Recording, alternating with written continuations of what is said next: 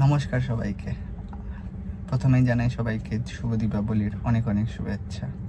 তো আজকে শুরু করতে চলেছি একটা নতুন ট্রাভেল সিরিজ আর নতুন ট্রাভেল জার্নি, সেটি হলো দীঘা সিরিজ।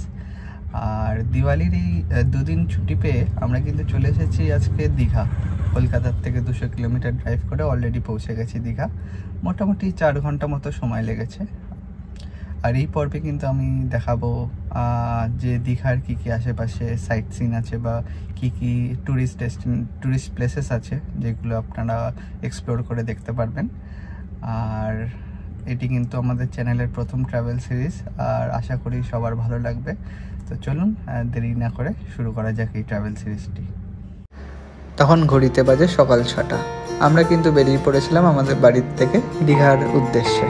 আমাদের বাড়ি মানে মধ্যমগ্রাম থেকে কিন্তু দীঘার উদ্দেশ্যে। আর মধ্যমগ্রাম থেকে কিন্তু দীঘার ডিস্টেন্স মোটামুটি ওই 200 কিলোমিটার মতো। আর এই 200 কিলোমিটার পথ পাড়ি দিতে কিন্তু আমাদের মোটামুটি 4 থেকে 4.5 ঘন্টা মতো সময় লেগেছিল। আর উল্লেখিত যদি বলি, আমরা কিন্তু প্রথমেই উঠে পড়েছিলাম NH12-এ। তারপরে NH12 থেকে বিরাটি হয়ে আমরা কিন্তু ধরে নিয়েছিলাম বেলঘড়ি এক্সপ্রেসওয়ে। তো আপনারা দেখতেই পাচ্ছেন এইটি কিন্তু বেলঘড়ি এক্সপ্রেসওয়ের কানেক্টর, যেটা যশোর থেকে আলাদা করে বৃষ্টি দিয়ে কিন্তু ডাইরেক্ট বেলঘড়ি এক্সপ্রেসওয়েতে গিয়ে মিশছে। প্রসঙ্গতভাবে কিন্তু সকালবেলা রাস্তা মোটামুটি ফাঁকাই ছিল। আর রাস্তার কন্ডিশন যদি বলি, রাস্তার কন্ডিশন কিন্তু মোটামুটি ঠিকঠাক। হ্যাঁ, বেলঘড়ি এক্সপ্রেসওয়েতে যেহেতু ওই কল্যাণী এক্সপ্রেসওয়ের ওখানে একটু কাজ চলছে, তাই একটু খারাপ ছিল। তো আমরা কিন্তু মোটামুটি 20 থেকে 25 মিনিটে পৌঁছে গেছিলাম নিবেদিতা সেতু, যেটি দক্ষিণেশ্বর পার করে। তো আর সকালবেলা কিন্তু ট্রাফিকও খুব কম ছিল, তো লরির যে জ্যামটা সেটাও অনেক কম ছিল। বেশ তাড়াতাড়ি পৌঁছে গেছিলাম। আর নিবেদিতা সেতু কিন্তু পার করে আমাদের পড়ছিল আপনার রাজচন্দ্রপুর টোল প্লাজা। আর নিবেদিতা সেতু কিন্তু এই গঙ্গা নদীর ওপরে কিন্তু অবস্থিত। আর এখন কিন্তু আমরা পৌঁছে গেছিলাম রাজচন্দ্রপুর টোল প্লাজায়। এই রাজচন্দ্রপুর টোল প্লাজায় কিন্তু আপনার লেগেছিল আমাদের 65 টাকা মতো টোল। এই নিবেদিতা সেতু পার করতে কিন্তু এই রাজচন্দ্রপুর টোল প্লাজাটা বানানো হয়েছে।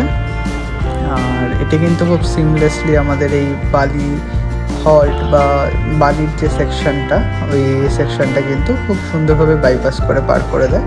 তো আমরা কিন্তু এই বেলঘড়ি এক্সপ্রেসওয়ে পার করে নিবেদিতা সেতু পার করে কিন্তু আমরা ধরে নিয়েছিলাম NH16, যেটি কিন্তু কলকাতা চেন্নাই এক্সপ্রেসওয়ে। আর তারপরে কিন্তু আমরা পৌঁছে গেছিলাম ধুলাগড় টোল প্লাজা বা জালা ধুলাগড়ি টোল প্লাজা। এখানে কিন্তু আমাদের টোল লেগেছিল 135 মতো। আর এই টোল প্লাজা পার করে কিন্তু রাস্তা বেশ ফাঁকা ছিল, আর রাস্তার কন্ডিশনও কিন্তু খুব ভালো ছিল। NH16 ধরে কিন্তু আমরা এই ধুলাগড়ির থেকে কিন্তু আমরা চলে গেছিলাম সোজা কোলাঘাট অবধি। তারপরে কোলাঘাট থেকে বাঁদিকের যে হলদিয়ার রাস্তা বা হলদিয়া বা দীঘার রাস্তা, সেটি NH116, সেটি ধরে চলে গেছিলাম নন্দকুমার অবধি। তারপরে নন্দকুমার থেকে NH116B ধরে কিন্তু চলে গেলাম আমরা পুরো দীঘা অবধি। হ্যাঁ, তো রাস্তার কন্ডিশন যদি বলি, রাস্তার কন্ডিশন খুবই ভালো। কোথাও তেমন একটা বড় পটহোলস নেই বা খুব একটা খারাপ রাস্তা আমি বলবো না। 95% রাস্তা পুরোই টারম্যাক, খুবই সুন্দর। আর আপনি কিন্তু NH116 বা NH16 যেটি আছে সেটি কিন্তু আপনার 6 লেন আর 4 লেন রাস্তা পেয়ে যাবেন। আর তারপরে যেটি নন্দকুমার থেকে দীঘা রাস্তা, সেটি কিন্তু 2 ওয়ে রাস্তা, মানে একটা রাস্তার থেকেই কিন্তু আপনার আসা যাওয়ার দুদিকের গাড়ি কিন্তু থাকবে, ঠিক আছে। তো ওই রাস্তাটার একটু চ্যালেঞ্জিং হয়। আর যেটি দেখলাম নন্দকুমার থেকে দীঘা যেতেই যা টাইমটা বেশি লাগছিল, মোটামুটি আমরা নন্দকুমার কিন্তু পৌঁছে গেছিলাম 2.5 ঘন্টায়। আর ওখান থেকে কিন্তু আরও দীঘা যেতে আপনার 2 ঘন্টা মতো টাইম লাগবে। তো এই ছিল কিন্তু আমাদের দীঘার যে রোড জার্নিটি কলকাতার থেকে দীঘা। আর এরপরে কিন্তু আমরা কিছুক্ষণ রেস্ট নিয়ে তারপরে বেরিয়ে পড়েছিলাম কিন্তু সাইট সিন করতে। তো সাইট সিনের প্রথম ডেস্টিনেশন ছিল কিন্তু আমাদের দীঘার অমরাবতী পার্ক। আর আমরা কিন্তু ছিলাম নিউ দীঘাতেই। আর নিউ দীঘাতেই আমরা কিন্তু গাড়ি নিয়ে এখন বেরিয়ে পড়েছিলাম যে দীঘার অমরাবতী পার্ক আছে সেখানে, সেটি দেখতে। আর আমরা কিন্তু এখন এই নিউ দীঘার রাস্তা ধরে যাচ্ছিলাম অমরাবতী পার্কের উদ্দেশ্যে। এই বাদিকের রাস্তাটিতেই কিন্তু আপনার পড়বে অমরাবতী পার্ক। তো আমরা গাড়িটি এই বাঁ সাইডে পার্ক করে পৌঁছে গেছিলাম অমরাবতী পার্কে। তো আমরা কিন্তু এখন প্রবেশ করে ফেলেছি টিকিট কেটে অমরাবতী পার্কে। তো আপনারা কিন্তু দেখতে পাচ্ছেন এই অমরাবতী পার্ক কিন্তু খুব সুন্দর করে সাজানো, বড় বড় গাছ আছে, বিভিন্ন ধরনের গাছ আছে। আর তারপরে পার্কটিতে কিন্তু একটা সুন্দর লেক আছে। এই লেকে কিন্তু সবাই মানে অনেকে বোটিং করছে, আপনারাও কিন্তু বোটিং করতে পারেন। বোটিং করার জন্য কিছু চার্জেস আছে। আপনারা যদি গ্রুপে বোটিং করেন বা আপনারা যদি কাপেলে বোটিং করেন তার আলাদা আলাদা চার্জেস আছে। পার্কে কিন্তু আপনি রোপওয়ে ফ্যাসিলিটিও অ্যাভেলেবেল পেয়ে যাবেন। আর রোপওয়ে কিন্তু অ্যাভেল করার জন্য আলাদা চার্জেস আছে, সেটা কিন্তু টিকিট কেটে আপনারা উঠতে পারেন রোপওয়েতে।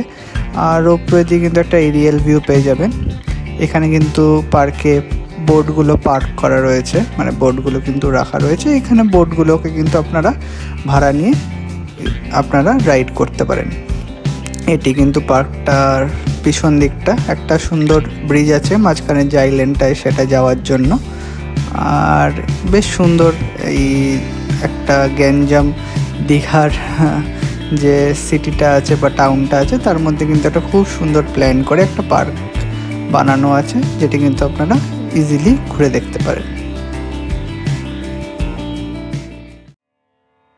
এরপর কিন্তু আমরা আবার গাড়ি নিয়ে বেরিয়ে পড়েছিলাম দীঘার যে মূল আকর্ষণ বা দীঘার যে মূল কেন্দ্র, যে এখন ট্যুরিস্টদের একটি বড় কেন্দ্র হয়ে দাঁড়িয়েছে, সেটি কিন্তু দীঘার জগন্নাথ ধাম, সেটি দেখতে।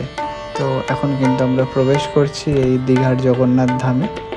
তো আচ্ছা, গাড়ি নিয়ে আসার জন্য একটা কথা বলে রাখি, আমরা কিন্তু গাড়ি নিয়ে এসেছিলাম 23 অক্টোবর 2025-এ। তো এখনও পর্যন্ত কিন্তু পার্কিংয়ে গাড়ি রাখতে দীঘার জগন্নাথ মন্দিরে কোনো চার্জেস লাগছে না। তো জগন্নাথ ধামে আমরা কিন্তু 6 নম্বর গেট থেকে প্রবেশ করেছিলাম। তো এটি আরও একটি গেট, যেটি একদম মেন রোডের ওপরেই কিন্তু অবস্থিত। আর এটি কিন্তু সামনে দেখতে পাচ্ছেন আমাদের দীঘার জগন্নাথ ধাম। বেশ সুন্দর মন্দির প্রাঙ্গণটি, খুব সুন্দর একটি লন আছে। আর এটি কিন্তু হেঁটে যাওয়ার রাস্তা। এখানে কিন্তু অনেক ভক্তগণ কিন্তু এখানে বসে সাধনা করছেন। দীপাবলির উপলক্ষে কিন্তু এই জগন্নাথ ধামকে খুব সুন্দর আলোকসজ্জায় সাজিয়ে তুলেছে।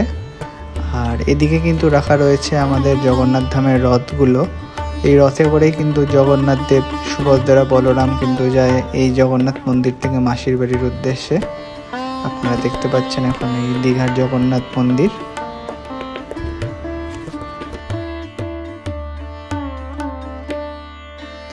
এটি কিন্তু মন্দিরের ইন্টেরিয়ার, খুব সুন্দর করে সাজিয়ে তুলেছে। লাইটিংটিও খুব সুন্দর। এরকম অনেক জলের কুণ্ড আছে মন্দির প্রাঙ্গণে। আর এগুলো কিন্তু অনেক শোভা বাড়িয়ে দিয়েছে মন্দিরটির। আর মন্দিরে যে ওয়ার্কাররা কাজ করেছেন, মানে যারা মন্দির নির্মাণে কাজ করেছেন, খুবই নিখুঁত তাদের হাতের কাজে কিন্তু মন্দিরটিকে নির্মাণ করেছেন। ওই যে হাতের কাজগুলো দেখতে পাচ্ছেন এই পাথরের ওপরে, খুব সুন্দর করে তারা করেছেন। আর এই শোভা যে জগন্নাথ মন্দিরে আরও বাড়িয়ে তুলেছে।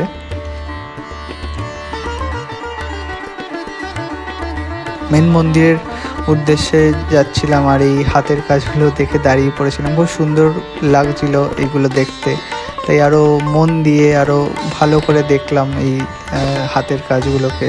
এগুলো কিন্তু খুবই ভালো লাগে আমার, বা আপনাদেরও ভালো লাগবে যখন দেখবেন আপনারা।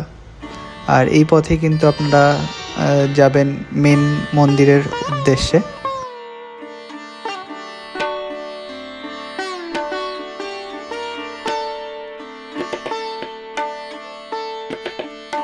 এটি আপনারা দেখতে পাচ্ছেন মন্দিরের চূড়া, আর ধ্বজা কিন্তু বইছে তার আপন বেগে।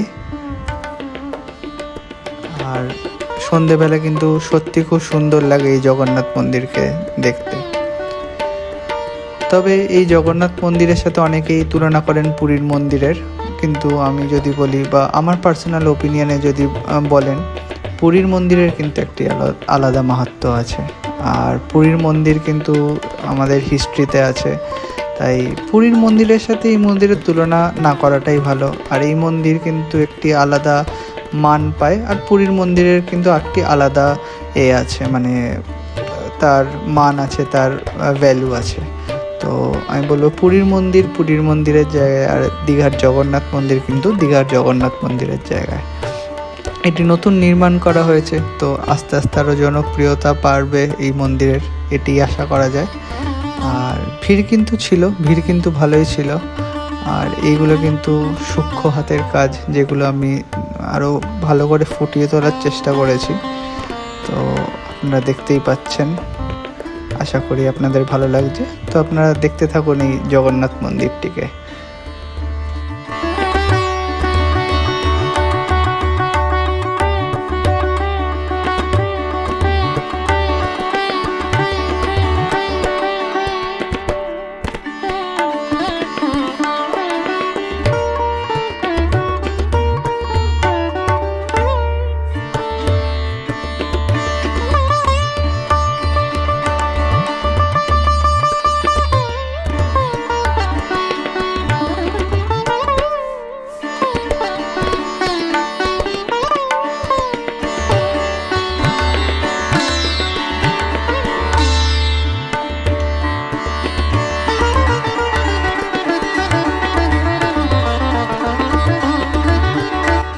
এই ছিল কিন্তু আমাদের দীঘার জগন্নাথ মন্দিরের দর্শন। খুব সুন্দর লাগলো, খুব ভালো লাগলো, খুবই মন আপ্লুত হলো।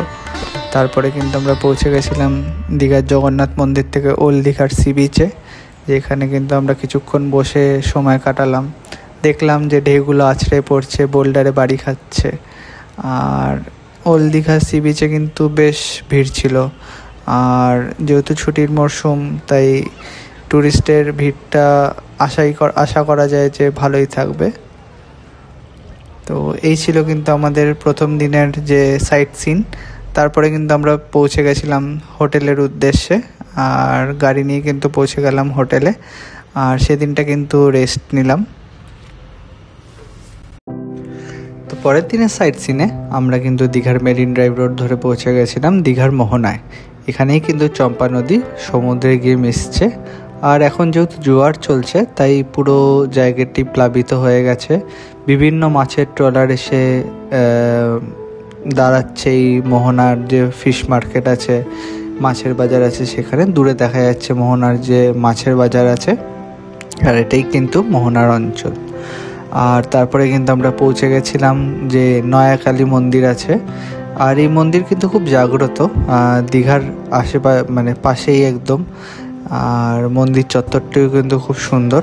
আর বলা হয় এখানকার যারা মাছ ধরেন বা মাছ ধরতে যান সমুদ্রে, তারা কিন্তু যাওয়ার আগে এই মন্দিরে কিন্তু মাথা ঠেকিয়ে বা একটা প্রণাম করে যায়, কারণ এখানের মা কিন্তু খুব জাগ্রত।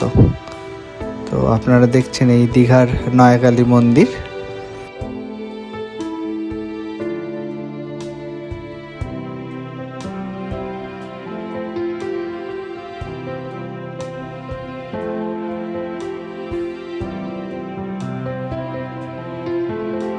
দীঘার নয়াকালী মন্দির দেখে আমরা কিন্তু তারপরে যে নতুন মেরিন ড্রাইভ রোড হয়েছে, সেই মেরিন ড্রাইভ রোড ধরে কিন্তু চলে গেছিলাম শঙ্করপুর হয়ে তাজপুরের উদ্দেশ্যে। আর এই মেরিন ড্রাইভ রোড কিন্তু খুবই মনোরম। আর আপনারা দেখতেই পাচ্ছেন কি সুন্দর ঢেউগুলো আছড়ে এসে পড়ছে এই বোল্ডারগুলোর ওপরে। আর সেটি কিন্তু আপনারা গাড়ি যেতে যেতেই কিন্তু দেখতে পারবেন।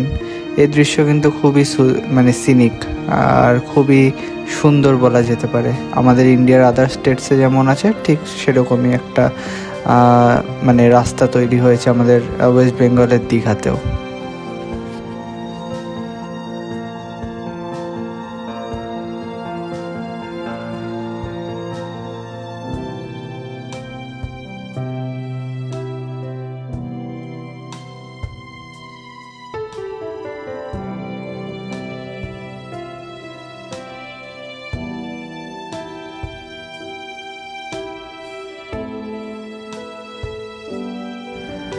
তো এই ছিল কিন্তু আমাদের দীঘা ভ্রমণের প্রথম এপিসোড।